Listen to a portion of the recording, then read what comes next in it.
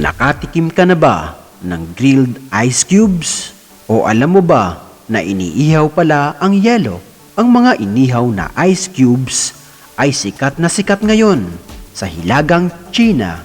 Pamilyar tayong lahat sa konsepto ng fusion food. Ito ang proseso ng pagsasama-sama ng mga natatanging sangkap upang makabuo ng isang kakaibang recipe. Pero sinong mag-aakalang magiging ulam o merienda ang inihaw na yelo? Makikita sa video na nag-iihaw ng yelo at pagkatapos ay tinitimplahan at nilalagyan ito ng iba't ibang sarsa at binubudburan ng iba't ibang mga spices.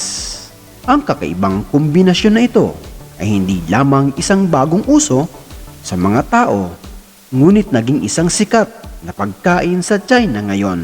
Sabi ng isang user ng TikTok, ang bagong craze ng kanyang post, aniya, ginawa ang merienda sa pamamagitan ng pag-iihaw ng yelo sa baga at nilalagyan ng mga sarsa at pampalasa.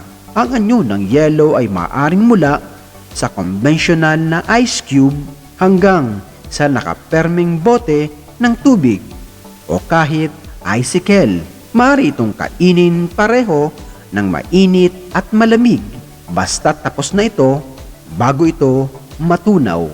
Kung nagustuhan mo ang ganitong mga video, pakishare na rin sa iyong mga kaibigan at kapamilya.